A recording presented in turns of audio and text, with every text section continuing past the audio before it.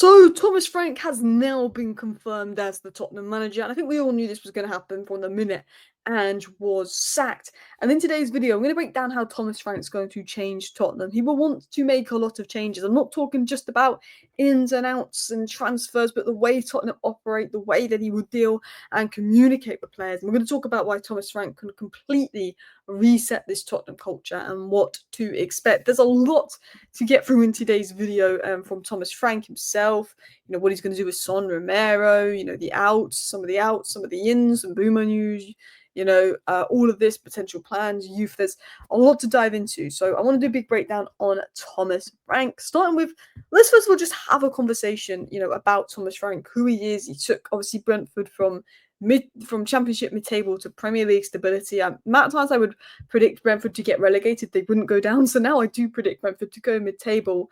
And then I think they finished 9th this season. I would have predicted them 13th. They always do better. They lose Ivan Toney. He adapts. He does well. Key players out, he adapts, he does well. And he's known for his elite tactical flexibility. He's known for good communication, long-term planning. He was the second, after Pep, he had been in the Premier League the second longest in terms of his manager, the second longest term for a current Premier League manager, having been at Brentford for about 7 years. And, to be at a club for 7 years, a Premier League club, and be as successful as he has been, he has to be a good manager that's able to communicate well with his players, that's able to put long-term planning in place. And of course, Brentford and the way Brentford operate have been very good. You look at sort of Tottenham, they haven't always operated the best or done the best planning around the manager, but I do think elements of that is improving when you look at Luskovic and Bergvall and some of the young players that you are bringing in. But Thomas Frank's very good in terms of first being flexible, which is something Ange did in the Europa League, but not the Premier League, communicating, having a good relationship with his players, planning, and has very strong player relationships, emotional intelligence. And I think he's a very good manager to manage a club like Tottenham, to understand sort of the situation and get on with his players. He uses a mix of data-driven and old-school coaching, which I think is good. I think you can't always rely on data, but it is part of the new game. And yeah, he's ruthless when he needs to be. He comes across as a nice guy, but he's ruthless when he needs to be. He won't bet. He's not someone that's going to constantly play the same player over and over because that's his favourite player and play the same crap. If a player's underperforming, he's going to change it up. He's going to make subs, and I think that's something that Tottenham will like. And he has created a very efficient Brentford team that is very physically dominant on less budget than most PL teams. And Daniel Levy was probably looking at Thomas Frank going, he's done well without spending a lot of money. That's the guy I want. So, what is the news on Thomas Frank? So, among Thomas Frank's first tasks at Tottenham manager, he will likely be talking to Son and Romero about their future. Now, if I'm Tottenham, I would be open to offloading Son. He's won his trophy. I think that would be a good way for him to end.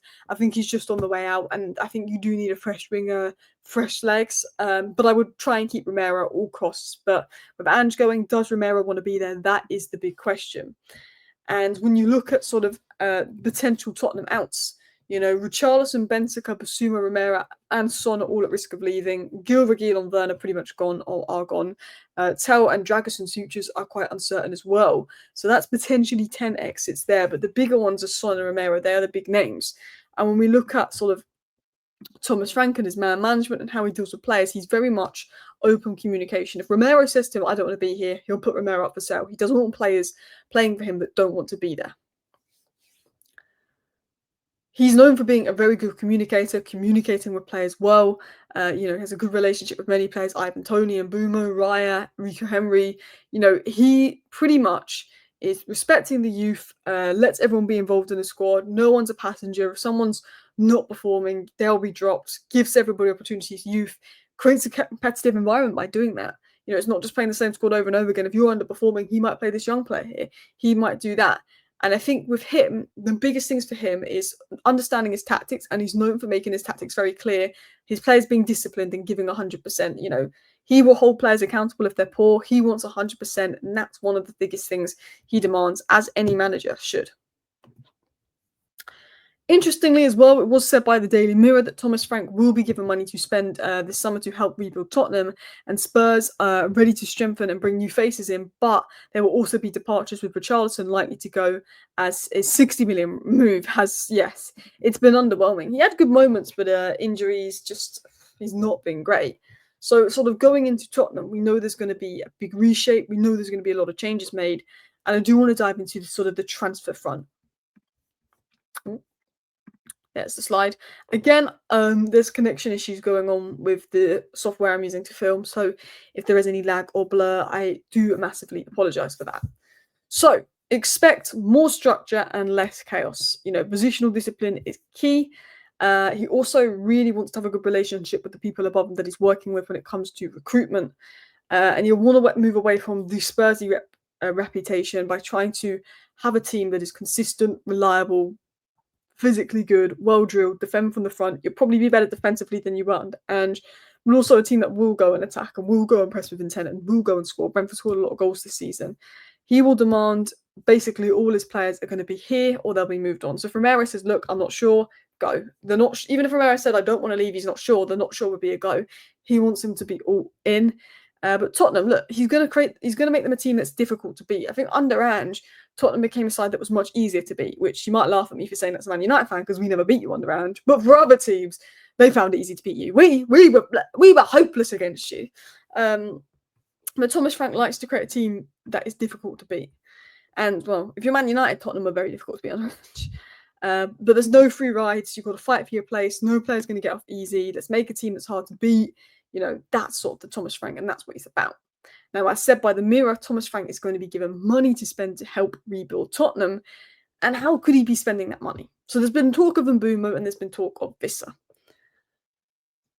Tottenham have held initial talks about signing Mbeumo and are interested in bringing his strike partner Johan Visser to North London. There have been internal discussions about a move for Visser. Tottenham are hopeful that Thomas Frank will bond with Brian Mbeumo could persuade the player to change his mind about a move to Spurs. Now, I'm a Manchester United fan. We're in for Mbeumo, but we haven't put that second bid in because we're willing to give Brentford 60 million. They want 70 million. Man United are like, Mbeumo's got 1 year left on his contract. Why should we give you 70 million for him? He's got 1 year left on his deal. He's pushing for the move. So all of a sudden, apparently, according to some sources, Tottenham have bid 70 million for Mbeumo. Now, we know from reliable sources that Tottenham haven't bid 70 million for Mbeumo. Probably Brentford trying to put that out to scare Man United into giving them closer to 70 million. But as a Man United fan, I do think Mbeumo is going to come to Manchester United because the reliable sources are still saying he wants Man United, he prefers Man United to Tottenham. However, if Man United walk away and Man United are now saying they're going to go and spend their money on Gyökeres and they'll come and revisit Mbeumo later in the window, there's an opportunity for Tottenham. If Man United walk away and sign Gyökeres, there's an opportunity for Tottenham. If Man United want Mbeumo and they'll pay up and do it tomorrow, United will get Mbeumo. So I think Tottenham getting Mbeumo very much depends on, are United going to pay up or are they going to walk away? But interestingly, if Man United are offering 60 million for Mbeumo with a year left on his deal, sure, I don't see Daniel Levy coming and offering 70 million. That's not very Daniel Levy. Maybe he'd offer 61, but they want 70 million. So I think with Mbeumo choosing United over Spurs as well, I'm very confident as a Man United fan that we will probably get Mbeumo over the line. And if we haven't got Mbeumo over the line, it's probably because we've gone for Gyökeres. But there's a potential for Spurs there. But I think Spurs could very much get Visser. And I almost feel like Visser's more what Tottenham need because he can play striker and be back up for Solanke and he can play on the left. I think he's a little bit more what Tottenham need because you've got Brennan and Kulusevski that can play on the right. And I think Son will be going. So I do think that Visser almost could be a slightly better pick for Tottenham as well in terms of fit. We also know there's a player called Archie Gray, and Thomas Frank was desperate to bring Archie Gray to Brentford. He was seen as a generational talent in defensive midfield by Brentford, so Gray could have the beneficiary of Frank's arrival at Spurs. The youth, Archie Gray, very highly rated by Thomas Frank. He can have a big part to play. We know Tottenham need a midfielder. They probably will sign a midfielder, but we haven't seen the best of Gray in midfield. I think his best time this season came at centre-back. And if we look at the young players at Tottenham, they're going to thrive under Thomas Frank. Berthel, is going to be fine, intelligent, tactically flexible, is going to suit Frank's press and midfield rotations. Mikey Moore, good 1v1. I think he could get opportunities and minutes. The only question is if Tell stays, maybe not, because Tell, Odebear, Mikey Moore, 3 young players, similar position. Are Tottenham overloading there? I personally, if you can get Tell on loan for another year, do it. But I wouldn't pay 40 million for Tell. I think I would get an experienced sort of player in. Vuskovic is another one coming in as well. Vuskovic coming in, and I just got his name wrong there, so just changed that. Centre-back, very good in the air, very good passer, would suit the Brentford model really well. So that's a good addition for Tottenham. Vuskovic scoring a lot of goals as well. Vuskovic is definitely one for the future. And of course, Archie Gray, press-resistant, hard-working, tenacious, is a Thomas Frank style midfielder. So there's all 4 of these young players that I think could do really well under Thomas Frank. And I think, I'd like to see more of Mikey Moore. Now, what do I think Thomas Frank will do in the window if I look at Tottenham? I think that he'll want a support striker for Solanke, ideally someone that's physical and experienced. He may look at getting a left winger that could also play striker, like a Vissa. I think he'll want a reliable winger. You've been linked to Dibbling, Semenyo, and Mbumo today. I think as well, Maddison and Bergvall are sort of players that like to play in the middle. So Kulusevski is probably going to play out wide. But I think, you want a winger with someone that's able to combine well with the likes of Maddison and Bergvall in the middle and stay out wide. I think Kulusevski likes to come central, and there could be some sort of overloads in there. But I think Kulusevski plays best as a 10, in my opinion. I think Eze could work as well. There was links to him. I think you need a midfielder. I think one of Bentancur or Basuma will go. I think one will stay. So I think that midfielder could either play instead of Bentancur and Basuma and ideally be an upgrade on them, or play alongside one of them. I think one of Bentancur and Basuma will go, the other one will stay. But you'll want someone that's tight in possession. I think ideally he'll be looking at either playing one midfielder with Bentancur or Basuma with maybe Maddison or Kulu in the 10, or he'll be looking at playing a 6-6 with Bergvall and either Kulu or Maddison in the 10 as his midfield three. And of course, just cover for Van de Ven because of his injury. Someone with pace, physicality, ball playing ability, someone that's able to defend transition. So that's what I think Tottenham want. They want a backup striker because Solanke, gets a few injuries. Someone that's physical experience can come in if Solanke's out. They want an experienced wide player, someone that's going to work well out wide and suit the midfield dynamics. I think someone that can sort of play in midfield as well, a replacement from Bentancur and Basuma, or someone that could play alongside one of them if need be, and depth of Van der Ven is probably areas that will be looked at. Let me know your thoughts down below. Thank you for watching. Bye.